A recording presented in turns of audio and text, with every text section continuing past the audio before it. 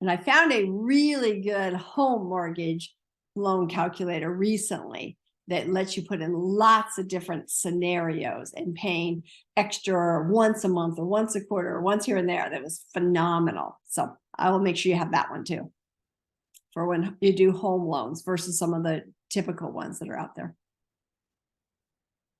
All right, ready? One of the other lessons they have is leasing versus buying.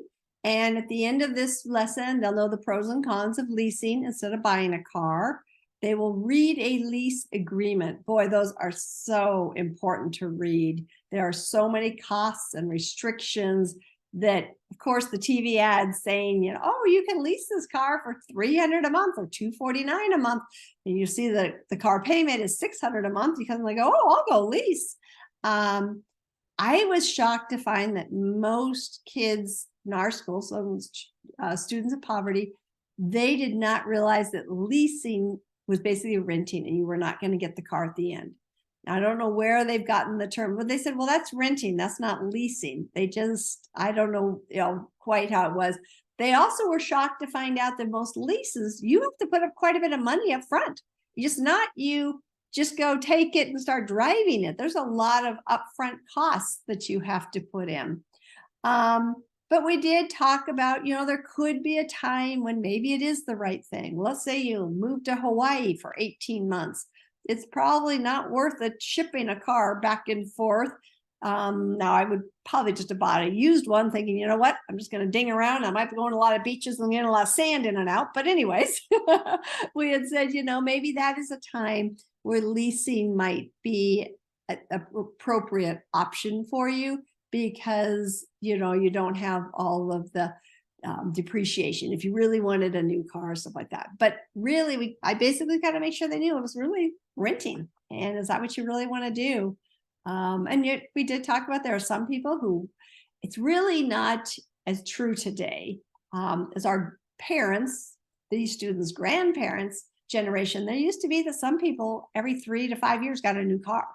And then sometimes maybe the leasing can be an option in those situations. But you don't see that as much today. What is it? The average car on the road is like 10 years old now. I mean, cars are getting longer on the road because the mileage used to be 100,000 was an old car and now they're 200,000. So I don't know.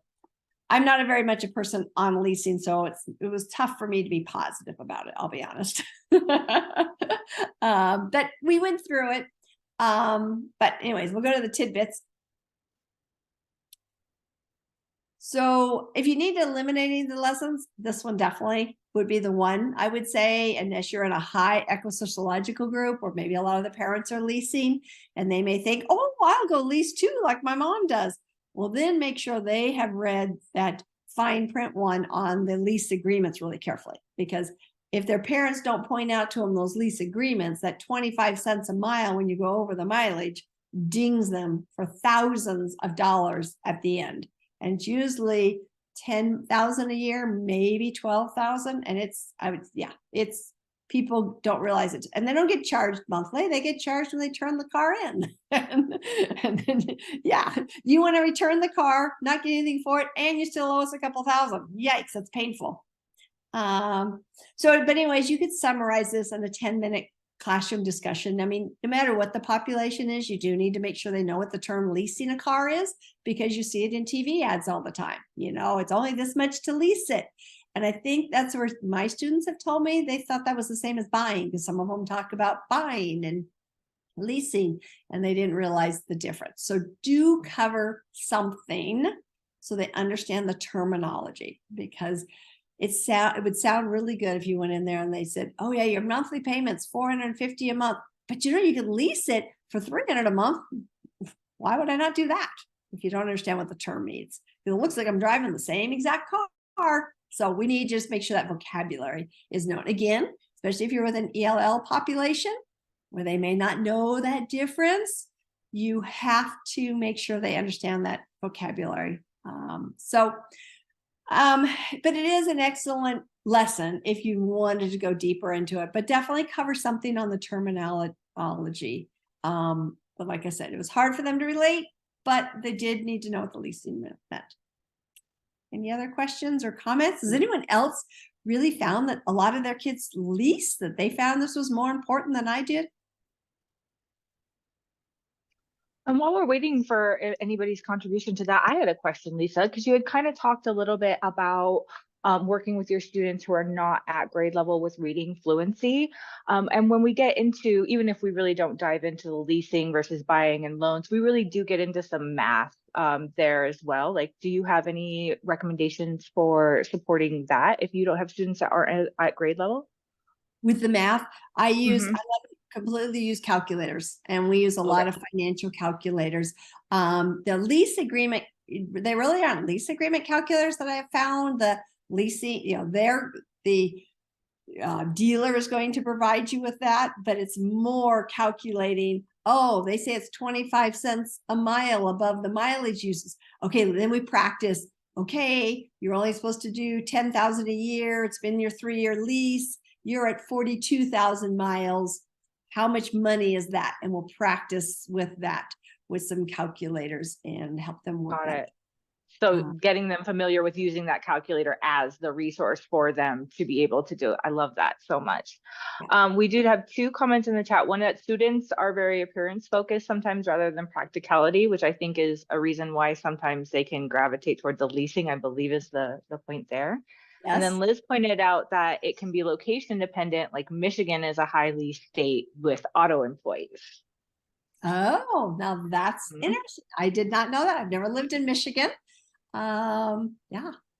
The only person I ever knew personally who leased a car owned an auto dealership. So that makes sense to me, Liz. Yeah. The only place I've ever heard financially that it makes sense is if you're a person who wants a new car every 2 or 3 years. And then you're just putting so much money into them, and they're going to depreciate anyways. You're going to lose a big chunk. And so you can save on a lot of those costs. And even sales tax. I mean, tax parts of buying a car is getting really high now. When you start thinking about a 40,000, well, what is it now? 58,000 or something, for the average car, and you put a 10% sales tax on it for the state of Washington with local and state. That's huge chunks of money. So, and if you buy it out of state, you will pay that tax when you come to this state and register your car. I can attest for that as somebody who left Washington and moved back to Washington. Make sure your kids know they cannot get out of that just by going to Oregon. We do have a question in the chat on, does leasing have a chance to buy at the end of the lease term? Yes, you do. Again, you have to look at your lease agreement because some don't, but the majority do have that. But, basically you're not getting a deal when you buy it at the end. But yes, they always do have that availability. The only person I knew once who leased a car, I have a sister who lives in California, and about 10 years ago, they were trying to get electric cars going, and they did a deal with Fiat. And she was able to lease an all electric Fiat for $49 a month, which, who can, for $49 a month and not have any gas, it was this great deal. But when it came due in 3 years, they then were offering her to buy the car, but they were offering to sell it to her for $26,000. And the market Kelley Blue Book was $17,000. So it was like, well, no, as much as she wanted to keep the car, but she's like, I'm not going to do that and take your car back. So yeah, you do. So we had another comment in the chat about, and it kind of goes back to some of the earlier lessons as well, where you're looking at the different models, but about checking insurance rates, as this person bought a used Honda for their daughter and then found out that in Washington State, it is the most stolen car. Therefore, expensive insurance, even with a good grade discount. And then someone else commented that Kias are also highly valued, I guess, by car thieves in Washington State. So is that ever something that your student population is aware of, or something that you would recommend talking about? I always talk about that during our insurance unit and talk about the bigger cars, newer cars are more expensive than the smaller, but that also which ones are most popular to be stolen? Are they going to be more expensive? And I spend a lot of time talking about, should you have collision? If you're driving an old beater, for instance, one of my cars is 20 years old and it's just an old Nissan. And I said, I don't keep collision on it because even though it's in mechanically great shape and it works great for me, I said, the Kelly Blue Book and the Edmunds out on it is only like $1,800. That's all the insurance company's going to give me. And I keep a, $500 deductible. So I'd get $1,300. I'm better off to keep that $1,300. So it's, I do go through some of that, but I do that during insurance. But if you tied your auto insurance unit in with this unit and put all your car stuff together, absolutely.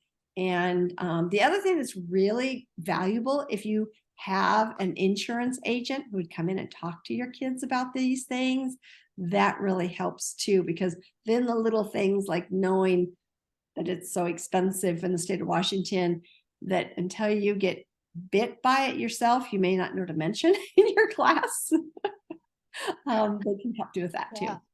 Our esteemed Pam Wally did point that out earlier in the chat that many insurance agents would love to come and talk about insurance when given the opportunity. So that's a great way to involve community as well.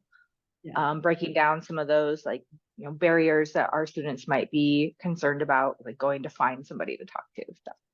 I have to just say, I'm just thinking, since there's so many questions about these others, wow, what actually maybe a great idea that I might look at instead of, I kind of have car loans and car insurance and with